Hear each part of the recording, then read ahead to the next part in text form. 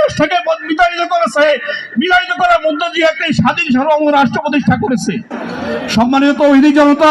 আমি আপনাদেরকে স্মরণ করতে চাই, রাসূল করিম সাল্লাল্লাহু আলাইহি ওয়াসাল্লাম যখন হুদায়বিয়ার সন্ধি করেছিলেন, সেই সন্ধির শর্তে লেখা ছিল এই সন্ধিটি 10 বছরের জন্য বলবৎ থাকবে। কিন্তু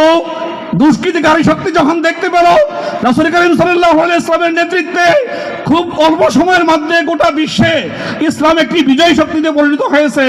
তখন এই বিভিন্নভাবে চলে বলে কৌশলে নানা আন্দোলনের ইস্যু তৈরি করে কিভাবে রাসূল সাল্লাল্লাহু আলাইহি ওয়াসাল্লামের আন্দোলনকে নস্যাৎ করে দেওয়া যায় তারা সে চক্রান্ত করতে লাগলো। ঠিক তেমনি ভাবে রাতের অন্ধকারে একটি সত্য ছিল এই ধরনের যে কোনো ধরনের রক্তপাত করানো যাবে না, অথচ সেই কাফির শক্তি তারা এই ধরনের একটি ঘটনা ঘটিয়ে গোটা জাতিকে বিভ্রান্ত করে সে হুদায়বিয়ার সন্ধিকে সেদিন তারা নস্যাৎ করে দিয়েছিল। ঠিক আজকেও ছাত্র জনতার যে বিপ্লব, ছাত্র জনতার যে বিজয়, আজকের যে স্বাধীনতা, এই স্বাধীনতাকে নস্যাৎ করার জন্য নানান ধরনের কুচক্রী মহল আজকে গোটা জাতির বিরুদ্ধে তারা চক্রান্ত করে যাচ্ছে। সম্মানিত উপস্থিতি, সেজন্য আমি আপনাদেরকে আহ্বান জানাতে চাই, আজকের এই যে পরিবেশ, আজকের এই যে জনসমাগম, আজকের এই ডেমরাবাসীর যে উপস্থিতি,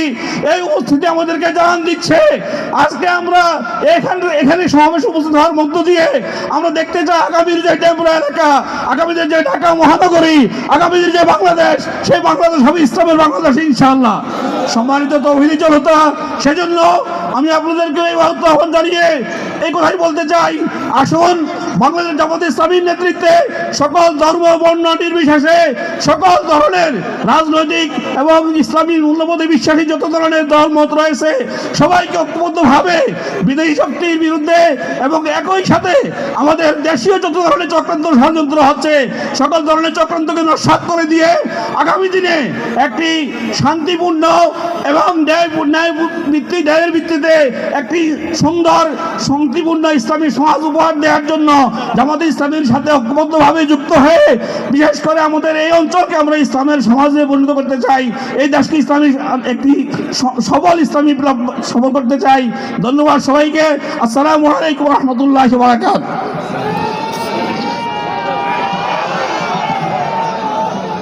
প্রিয় তাওহীদি জনতা,